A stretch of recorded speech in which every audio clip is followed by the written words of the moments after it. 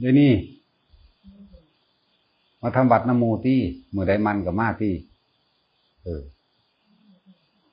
เขามาส่งเข้าเดียวนั่นแหละทำบัตรอยู่นี่ก็คือว่าสิได้แปลอันนั้นแปลอันนี้ให้ฟังเด้พวกเจ้าทำแต่พวกเจ้าเองมันบ่มีผู้ใดแปลแล้วก็ทำแล้วก็หาแต่เรื่องตำหนิกันหาแต่เรื่องเว้าพื้นกันความนั้นความนี้อันนั้นอันนี้ซื่อๆเด้ดีบ่ดีผู้ทำกับผู้อันสะกิดกันเว้าพื้นกันงับๆแงบๆนี่ก็มีเด้แม่นจังซั่นแหละถ้าข่อยเห็นมากก็เลยอันผู้เว้าก็เว้าเปิดไว้นำเขาอยู่แต่ว่าบ่ได้เอาใจใส่บ่ได้จดจ่อในตัวหนังสือบ่ได้จดจ่อในอักขระภาษา คือบ่มีสติคือถ้าบ่ได้จดจ่อเอาใจใส่แล้วอีหยังก็สร้างเถอะบ่เป็นไปได้เลยว่าความสงบสิเกิดขึ้นแต่ว่าไปซื่อๆไปเพราะคนได้ว่าไปกลับไปเพราะได้อ่านคนว่ากูไปทำบัตรจังซั่นจังซี่บทนั้นแบบนี้กูได้เบิดว่าดินี่เป็นความจริงเด้ต้องยอมรับตัวเองว่าเจ้าของแปลบ่ได้บ่เข้าถึง เวลาเฮาทำบัตรเวลาเฮาสวดมนต์จะเฮาจดจ่อออกสติเฮาสิกำกับอยู่กับคำนั้นอักขระนั้นถ้าเฮาคิดแวบออกนิดหน่อยเพี้ยนทันทีเลยเด้แม่นบทสิถนัดปานใดก็ตามความคิดของเฮาออกนี้จากหันความตั้งใจนี่เฮาสิสวดอิติปิโสภควาอรหังสัมมาอยู่ก็ตามพอแต่เพี้ยนออกมันบ่ได้ต่อวิชชาจรณะสัมปันโนเพี้ยนทันทีเลยขนาดบทชิ้นแล้วนี่ก็ยังเป็นแต่ว่าอยู่นี่ชุดสติมันอาจจะเร็วแน่เพราะว่าให้กำกับเจ้าของเองเมื่อสวดแล้วนั่นสิข้อนั่นข้อนี้บทความนั้นบทความนี้ก็สิแปลไปเรื่อยคือเริ่มอธิบายในข้อความต่างๆให้ฟังจักหน่อยเขาก็ลงมาทำบัตรได้ดอกบ่โดนดอกนั่งทดลองเบิ่งเจ้าของอยู่ว่าได้พอชั่วโมงครึ่งบ่ทำบัตรมันสิอยู่ประมาณบ่ถึงชั่วโมงบอกประมาณกะว่าชั่วโมงอ่ะแหละบางมื้อก็ถึงบางมื้อก็บ่ถึงดอก เพราะว่าเฮาอาศัยการสวดไว้แน่แต่ในการสวดต่างๆนี่คือเน้นสติเด้ให้มันกำกับอักขระแล้วก็สำเนียงอักขระให้คือสำเนียงให้เข้ากันทำนองแหละให้เข้ากันส่วนแล้วบทนั้นบทนี้ก็สิเว้าหรืออธิบายอันนั้นอันนี้ให้ฟังไปนำแน่ในการปฏิบัติธรรมนั่นแหละ ย่วงอื่นๆที่พากันทำเอาเองนั่นน่ะหรือบ่ทำเอาเองก็สร้างทำก็พากันสร้างทำแล้วก็หนีไผหนีมันแต่ว่าโดยเนื้อในการทำสังเกตเบิ่งถ้ามีคนหลายพวกอันเว้าพื้นกันบ้านแล้วก็สิมานั่งใกล้ๆกันก้มลงแล้วก็เงียงใส่กันเว้ากันซุบๆๆคนนั้นคนนี้นี่เป็นซั่นแล้วก็แบ่งเป็น2พวก3พวกเข้าไปล่ะอันนี้บ่ได้หยังอย่าลืมแล้วว่าสวดคำว่าสาธยายมนต์นี่เป็นเหตุแห่งการหลุดพ้นพร้อมเด้พวกเจ้าจะว่าเป็นของหน่อยเด้เหตุแห่งการหลุดพ้นหรือว่าได้ดวงตาเห็นธรรมบรรลุธรรมหยังก็แล้วแต่มันเป็นวิมุตตายะตายนัง5ประการนั่นเด้ก็เว้าไปแล้วล่ะตั้งเมื่อคืนอันนี้มาเน้นเอาว่าสวดมนต์มันก็มีผล ในขณะที่เฮาสวดมนต์อยู่ดีๆธรรมผุดขึ้นมาเลยก็มีเด้สิ่งที่เฮาบ่เคยรู้ผุดขึ้นมาเลยผุดขึ้นมาก็ในความคิดนั่นแหละบ่เคยคิดว่ามันสิเป็นคาดว่ามันสิเป็นมันก็เป็นขึ้นมาเด้ นี่เอาจากประสบการณ์เจ้าของเองคือกันแต่ส่วนนี้ก็คมแป้นใส่รถเด้คมพนมมือดอกคมใส่เลยนี่มือนึงเปิดนี่คมใส่เลยบาดสิเป็นนี่ปึ๊บไปเลยพูดไปอยู่อีกโลกนึงนั่นผู้หลานเป็นจังซี่ก็มีเด้บางที่ขอธรรมต่างๆที่เฮาเคยสงสัยไว้แต่2มื้อ3มื้อก็สร้างพุทธขึ้นมาเป็นคำตอบให้ก็มีบ่ได้สวดเอาหลายเด้บ่ได้สวดเอาหลายสวดเอาสติสวดเอาปัญญาจังว่าแต่ละคนเน้นให้ถูกอักขระถ้ามันถูกอักขระแล้วในภาษามันก็บ่เพี้ยน ในการสวดร่วมหมู่ก็คือว่าให้ได้ทำนองเดียวกันให้เป็นทำนองเดียวกันเหตุแห่งการบรรลุธรรม บรรลุเพราะการได้ยินได้ฟังนี่คือได้ยินได้ฟังนี่พวกเจ้าฟังอยู่เดียวนี้ใจมันตั้งมั่นเป็นสมาธิก็แห้งแล้วสมาธินั่นน่ะคือความตั้งใจมั่นคงในการที่สิฟังอันนึงในการที่สิทำอันใดอันนึงคือเป็นหน้าเดียวเป็นอารมณ์เดียวคำว่าสมาธิตั้งใจเนี่ยตั้งใจสิทำกรรมฐานจับลมหายใจเขาออกเอิ้นว่าสมาธิอันนึงตั้งใจในการเดินจงกรมโดยคำบริกรรมภาวนาพุทโธอย่างเดียวเป็นสมาธิอันนึงเนี่ยมันเป็นคำร่วมใหญ่เรียกสมาธิตั้งใจที่จะเพ่งฌานก็เป็นสมาธินะก็พวกเขายิ่งนกเขาก็ยังเป็นสมาธิจิตใจเขากระจอมต้อมเล่งใส่เป้าหมายมันนั่นนะสมาธิคนเหตุการณ์เหตุงานเนี่ยจดจ่อใส่หน้างานก็คือกันเอิ้นว่าสมาธิพระท่านเพิ่นเสว่าบอกยืนเดินนั่งนอนให้รู้สึกตัวทั่วพร้อมอยู่เสมอนั่นแหละสมาธิละนั่นก็เลยดูเหยียดแขนคู่เข่าย่ำเข่ายกซ้ายยกขวาหงายมือข้างหน้าหงายมือข้างหลังนั่นแหละสมาธิคือกันรู้สึกตัวทั่วพร้อมคือกันได้ทั้งนั้นแหละแต่เมื่อใดอย่างมากกับมากที่เพราะว่าอยู่นี่เขาทำสุมือเด้บ่ได้เอาตะวันพระเด้อยู่นี่วันพระสุมือผู้ใดมาสุมือพระสุมือล่ะเสมอกันเบิดบ่ว่าสิว่าศีล8หรือศีลหยังก็วันปกติธรรมดาเป็นวันที่เสมอกันเบิดเฮาบ่ได้เลือกว่าสิทำเฉพาะวันศีล8ศีล15 14เด้คือเฮาทำเป็นปกติของเฮาเลยเขามาส่งก็ได้สิไปยากหยังเพราะศีลแล้วมันคือหยังเด่นเราแพงเลยล่ะแม่เฒ่าเราหั่นเราจะให้ฮู้จักนั้นฮู้จักนี้นะจังบ่จมแม่นว่าจะคำใดถ้าได้ทำแล้วก็กลับมาจมให้ลูกให้หลานตัวก็เป็นสั่นตัวแต่ยังจมให้ลูกให้หลานให้ผู้นั้นผู้นี้อยู่ก็แสดงว่าได้หยังเราเลยอยากให้ได้ทั้งสั่นอีกอย่างหนึ่งก็คือเป็นทางไปในปรโลกที่มันสูงกว่านั้นหรือดับไปเลยดับปรโลกไปเลยและโลกนี้โลกหน้าดับไปเลยแบบนี้อีกอย่างหนึ่งถ้าเฮ้ามาคนมันหน่อยได้โอกาสสอกแซกในการถามให้ถามอันใดที่ของข้าในหัวใจให้ถามถ้าว่าถามถ้าว่าเคลียร์ออกว่าคลายออกว่าละออกมันก็ฆ่าไปถึงศาสนาไม่แม่นความหน่อยเด้อันใดก็ตามสิเป็นปฏิฆะหรือฆ่าเอาไว้สงสัยเอาไว้สงสัยไปหอดศาสนากลับเข้ามาสู่ถ้ำอารมณ์เดียวนี่ปุ๊บอันที่ฆ่าในศาสตร์นี่ก็ไปขี้ฆ่าในศาสตร์นะดีพอดีมันตกลงไปแล้วมันเลยถือลบไปอีกก็มีแต่ว่าร้อยศาสตร์ต่อไปปฏิบัติมาก็มาฆ่าของเก่านี่ก็ฆ่าคือเก่าเลยต้องเคลียร์แน่นอนอยู่แล้วสิ่งเรานี่จังว่าอยากให้มานะโมอย่าอ้วนเบามากแล้วก็มาผลมูซื้อได้แล้วบริสวดยังเด่นเอาหนังสือมาเปิดกว่าขากไว้ซื้อได้เลยมันก็หังนี้อยู่ในหันแหละอ่านหนังสือบ่ได้บ่ออกบ่ท่านมูว่าก็ว่าบ่ถือมูแต่ว่าได้ยินเสียงฟังอยู่คือเก่านั่นเห็นว่าล่ะก็ได้ยินได้ฟังมันต้องเป็นของมันดอกนาบ่ได้อย่างหนึ่งมันก็ได้อย่างหนึ่งยิงเข้ามาภาวนานี่หังร่วมยอดท่านเขาก็ได้นี่แหละท่านศีลเนกขมะปัญญาวิริยะขันติสัจจะอธิษฐานเมตตาและอุเบกขาเนี่ย10อย่างนี่เขาได้พร้อมกันเสมอกันเบิดท่านอย่างท่านการขาสัตว์นี่เขาบ่ได้ไปขาไปที่ตอนท่านการรักษาท่านการจิตตัวท่านเบิดแล้วนั่นได้ศีลแล้วศีลก็เป็นในตัวของมันเองเลยเนกขมะนี่คือการทำใจให้ห่างออกจากกามหรือเพิ่นเบารวบว่าบวชใจจังซี่ก็ถือวัดนั่นแหละปัญญานี่คือเฮาได้รู้อย่างหลายๆอย่างรอบรู้เพื่อสิมาปรับปรุงแก้ไขของเจ้าของเองเรื่องปัญญาได้ยินได้ฟังมามากผิดถือประการใดก็เอาไปเทียบเอาวิริยะมีความเพียรนี่เพียรอดไปอดมาอยู่นี่แหละขันติกับสัจจะขันติคืออดทนนี่อดเอาอยู่นี่แหละสัจจะความจริงหลายๆอย่างที่เฮาบ่รู้เฮาก็ได้ดูนั่นสิเป็นความรู้จำคลี่คลายใส่ความรู้จริงของประสบการณ์ของเองเนี่ยคลี่คลายใส่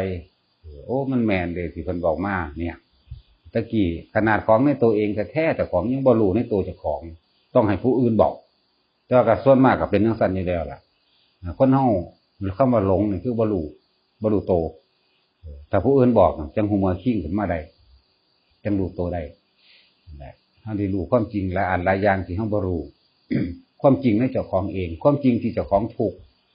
ถ้าเพิ่นบ่บอกว่าทุกข์เพราะว่าประการใดหรือบ่รู้เด้ความจริงของสาเหตุแห่งทุกข์ที่เจ้าของมีอยู่ก็บ่รู้สมัยการคาบใดที่บ่มีพระพุทธเจ้าในเว้นแห่งพุทธันดรทั้งหลายแล้วคนบ่ได้มีผู้ใดว่าสิได้ขึ้นพระนิพพานจะคนเด้เว้นไว้แต่สมัยที่มีพระพุทธเจ้าแสดงธรรมเท่านั้นพระปัจเจกก็มีอยู่แต่ว่าเพิ่นบ่ได้แสดงอริยสัจ4เด้เพิ่นเป็นเนื้อหน้าบุญอันวิเศษอันประเสริฐอันสูงสุดในสมัยที่บ่มีพระพุทธเจ้าแล้วเพิ่นเอาเพิ่นบ่แสดงธรรมเป็นเขตบุญในการทำบุญได้บุญสูงสุดซื่อๆแต่หลายๆอย่างที่เฮาอาจสิบ่เคยได้ยินได้ฟังก็ได้ยินได้ฟังมาแต่ว่าแม่นหรือบ่แม่นที่เว้าที่เทศนาไปทั้งเบิดเอาหนังสือพระไตรปิฎกไปอ่านเทียบเบิ่งเด้อ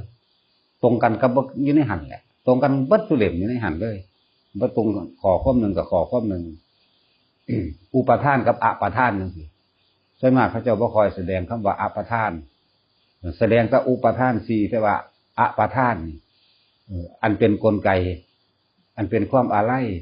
อันเป็นเหตุผลเอามาอ้างเพื่อหากิเลสเพื่อเอาชนะผู้อื่นเพื่อเป็นเหตุผลในการโยนความผิดถิ่มความผิดหาข้ออ้างออกจากธรรมเนี่ยอปทานบางทีก็บ่มีผู้ใดแสดงได้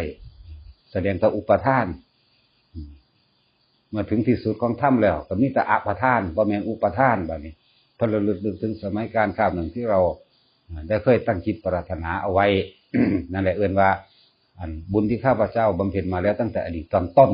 นั่นที่มันเป็นสัมมาทิฏฐิเอิ้นว่าอดีตตอนต้นนั่น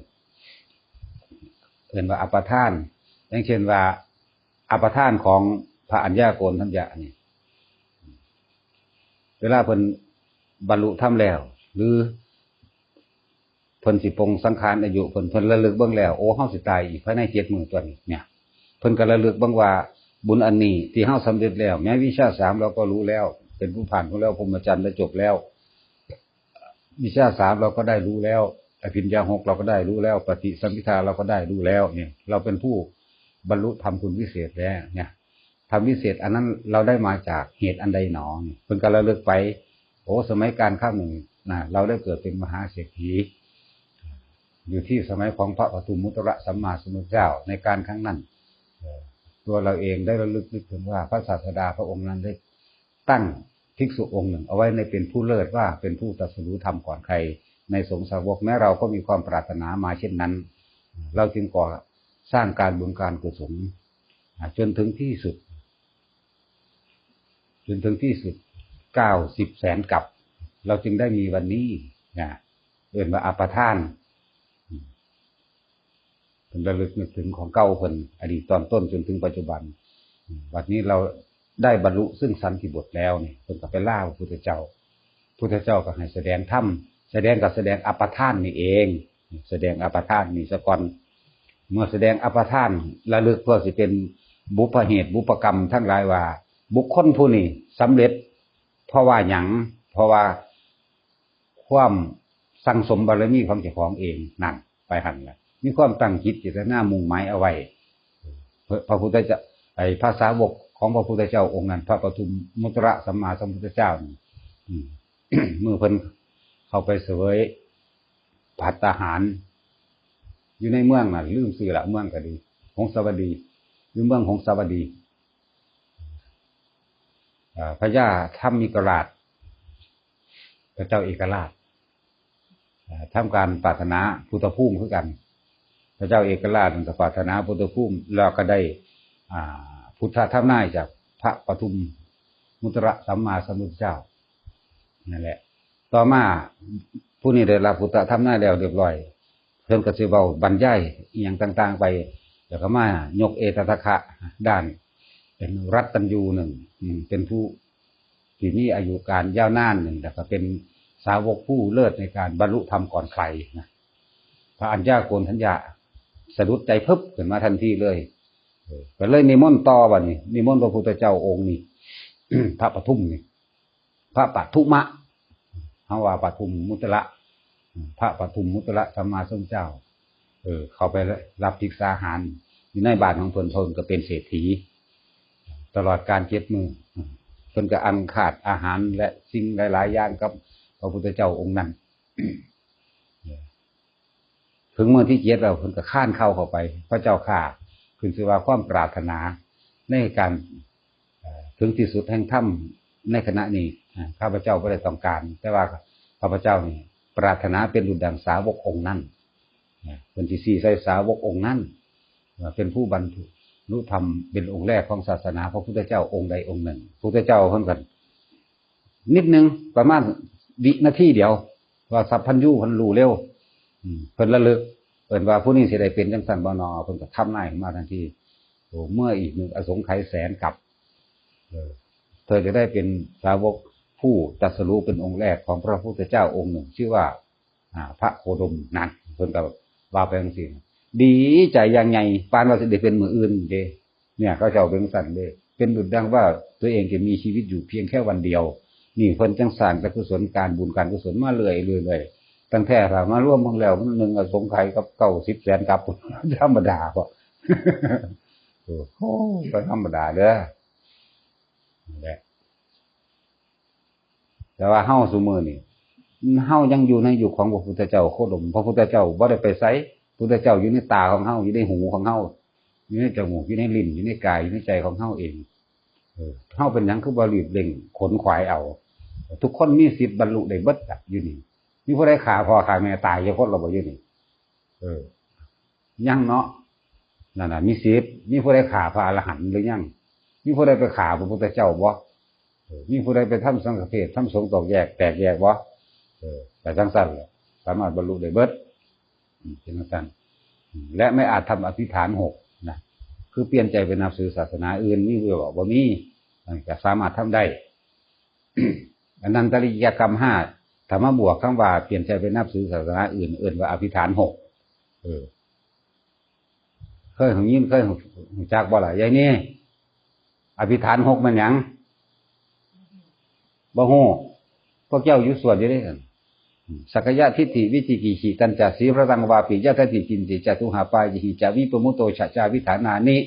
อัพพโภกาตุงอิทัมปิสังเครัตนังปณีตังน่ะอ่านแปลบังดูบัดนี้น่ะฉะจาวิฐานานิไม่อาจทำอภิฐาน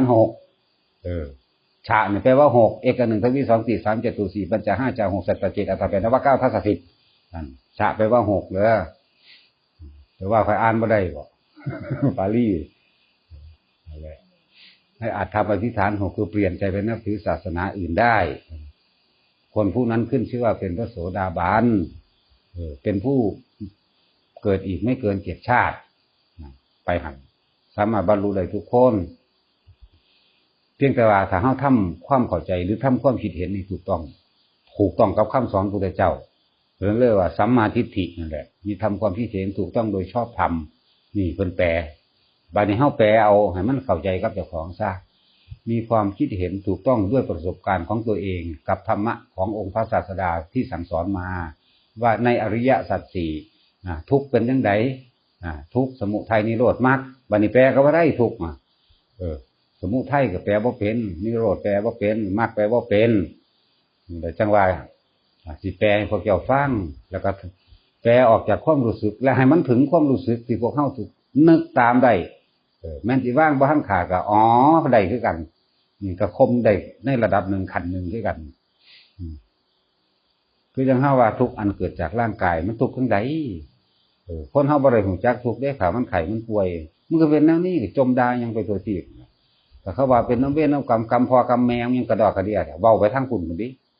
บ่ได้คิดได้ว่าเจ้าของเคยเฮ็ดอีหยังไว้นั่นแหละเป็นซั่นเนื้อในของกายที่เฮาบ่อาจสามารถบังคับได้สรีระของมันก็คือการทำงานของร่างกายคำว่าสรีระนี่บ่เอาความหมายของเพิ่นเด้ ไม่ได้เอาความหมายของโลกเด้การทำงานของร่างกายมันเป็นชีวะของมันต่างหากเลือดมันหมุนเวียนของมันต่างหากสูบฉีดเลือดของมันต่างหากการย่อยอาหารก็ย่อยต่างหากหัวใจสูบฉีดเลือดเลี้ยงก้านสมองแบบใดเลี้ยงได้ร่างตัวร่างกายแบบใดเลือดวิ่งกันแบบใดอันนี้คือสิ่งที่เฮาบังคับบ่ได้นี่แหละกายในกายมันเป็นจังไดมันบังคับได้อยู่บ่นี่เพิ่นว่าบ่เป็นของตนแบบนี้ปวดแขวบังคับได้บ่ก็บ่ได้เนี่ยบังคับบ่ให้ขี้หูขี้ตาออกมาเบิ่งดูถ้ามันบังคับได้เนี่ยนี่แหละคือมันบ่อาจสามารถนี่มันเป็นชีวิตของมันต่างหากสรีระของมันต่างหากชีวะสรีระนี่บ่เป็นของเฮาบ่อาจสามารถบังคับได้เขาจะแก่ก็แก่เป็นเรื่องของเขานี่เห็นบ่เฮาบังคับได้แต่ย่างไปหุ่นย่างไปพี่เฮ็ดนั่นนี่ฟันใหม่ฟันหญ้าดำให้ดำหน้าด่าคนได้เบิดแต่เนื้อในของมันนี่กายในกายตัวนี้บ่อาจสามารถบังคับได้เลยได้นี่ล่ะจังว่าแปลนี่แปลว่าทุกข์เพราะว่าหยังมันทุกข์เพราะว่ายึดที่จริงเขาก็เป็นของเขาอย่างนั้นหมายถึงร่างกายนี่มันก็เป็นของมันจังซั่นแยกออกไปเพราะว่ามันเป็นหยังก็เครื่องประกอบกันธาตุดินมีเท่าไหร่12นั่นธาตุน้ำมีเท่าไหร่ก็ว่าไปไล่ไปบ่แม่นเลยธาตุดิน20ธาตุน้ำ12รวมแล้วเอิ้นว่าอาการ32ธาตุไฟเท่าไหร่ธาตุไฟ4ธาตุน้ำ6รวมแล้วเป็นอาการ42นี่คือบุคคลที่มีชีวิตอยู่ถ้าตายไปแล้วก็แยกออกไปบัดนี้แยกเป็นเหลือเฉพาะอาการ32ไปจังซั่นเฮาบ่อาจสามารถบังคับมันได้มันเป็นของมันเป็นชีวะของมันเป็นสรีระในการทำงานในเลือดล่างของมันเองเล็บมันคือย่าเอาเองกันมึงอย่าย่าแม่งซ้ำนี่ตลอดเด้อนะมันคือบ่ซ้ำนี่ตลอดนี่แหละไม่เป็นไปตามอำนาจแห่งความคิดของตัวเองที่ยึดมั่นถือมันว่าจงเป็นเช่นนั้นจงเป็นเช่นนี้นั่นมันก็บ่เป็นเรียกว่าผ้าพวกเจ้าสวดที่นั่นน่ะพวกโนหิตังบันเตนั่นน่ะพระพุทธเจ้าเพิ่นถามว่าร่างกายนี้เป็นของตนหรือไม่ไม่ใช่พระเจ้าข้าว่าล่ะจริงแล้วถ้าไม่ใช่ของตนแล้วควรหรือไม่ที่เราจะไปยึดเอาถือเอาแต่โนหิตังบันเตไม่ควรพระเจ้าข้าแน่สิ่งใดไม่เที่ยงสิ่งนั้นเป็นทุกข์หรือเป็นสุขเล่านะทุกขังพันเตเป็นทุกข์พระเจ้าข้านะไปสั่นแล้วมันก็มีคำแปลออกมาให้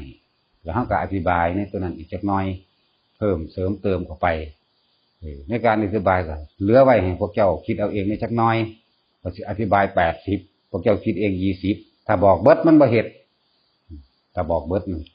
คือบ่ได้ใส่ปัญญาเอาเองรู้คำตอบจักบ่ถ้ารู้คำตอบเราบ่มีปัญญาเด้เพิ่นสิขังขอไว้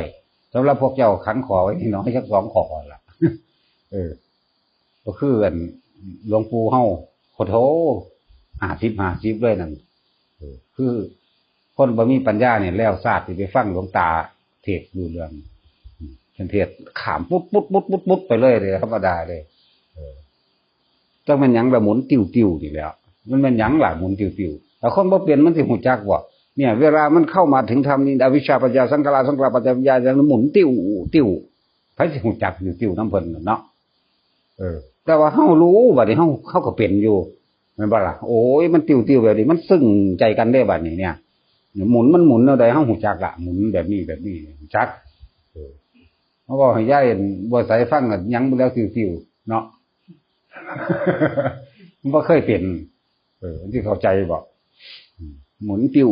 ดิไผสิฮู้จักนี่เอาพวกเจ้าฮู้จักอยู่บ่นี่ตานี่เนี่ยแต่เพิ่นเว้าออกว่าโอ้ยมันแบบตั้งใจเอาครับแต่เวลาเพิ่นเว้าภาพของเพิ่นเกิดภาพเฮาก็เกิดเหมือนหมุนคือกันล่ะติ้วคือกันนั่นล่ะไปจังซั่นหมุน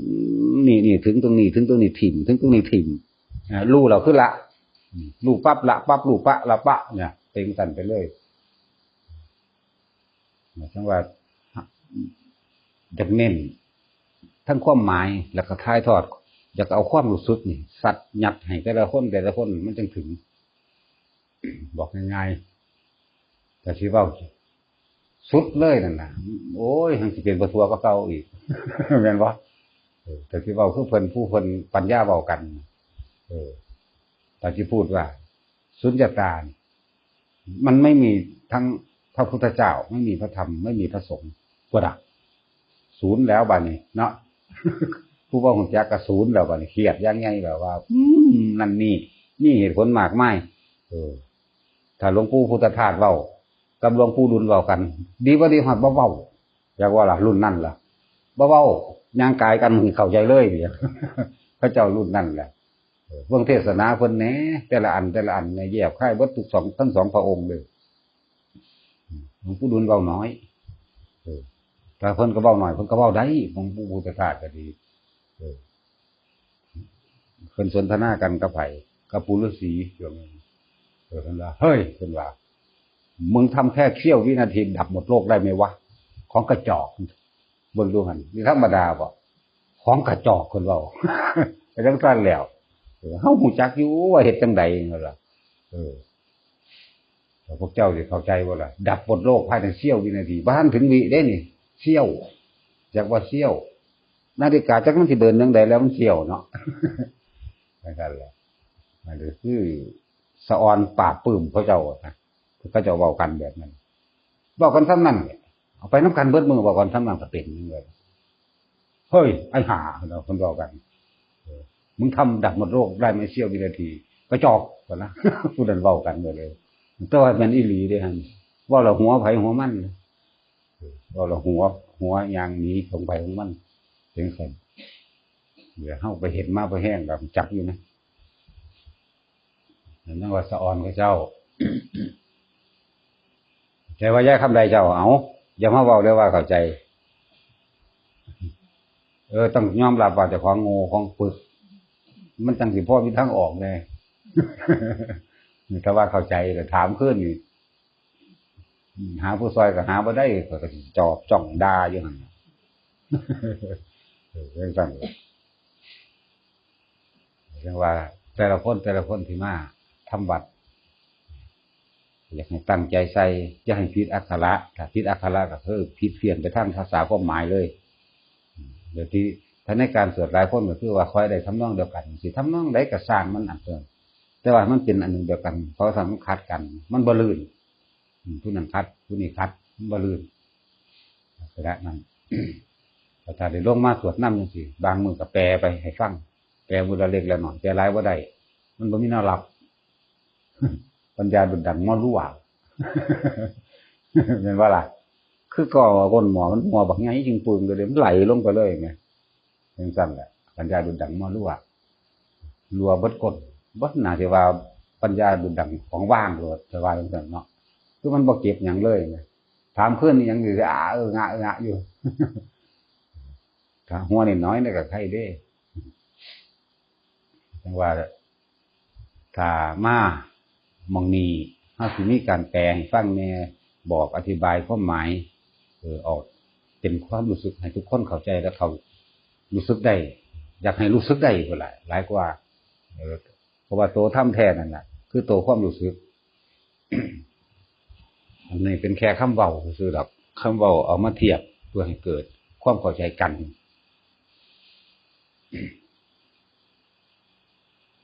รับแล้วว่าอย่างนี้สิอดเอาเด้อนั่งทิ้งเสาอยู่หั่นแหละอดเอามันก็ได้ในหั่นแหละแต่ความอดนั่นแหละความอดก็อยู่ในหั่นความเพียรก็ได้ในหั่นปัญญาสิมันสิค่อยๆเกิดขึ้นดอกตะกี้ค่อยเทศดีก็นี่สุภาพเรียบร้อยเด้ย้ายนั่นย้ายนี่ย้ายอ้อยมีแต่ย้ายตะกี้พอม่วนๆเด้เนาะอย่าคำใดเดินก็อีบูดแล้วอีวึงแล้วหวานเนาะตอนตะกี้ก็ย่ายอย่างอีฮิโปอย่างก่อนนั่นแล้วมันเป็นหลายสัตว์เติบอยู่เด้จากอีฮิโปจากเพ่นกินแล้วเอาเบิดเด้ตะกี้ว่าวันก็นี่เด้โอ้พวกนี้มักแนวนี้อะไรกันเนาะแต่บางสัตว์มันบ่เข้าใจเนื้อจะร่มหน้าบูดปลูกหงก็อยู่มันก็ออกกำหนาคนละจนว่าไปสี่พวกมันคือยาลมหมดเลยมันนั่นหย่อสักอย่างทั้งปลูกทั้งเขียดทั้งไห่ไปนำโอ้ยชาวบ้านนี่อย่าง นี่สั่นมันก็ออกมาหมากกันจริงว่า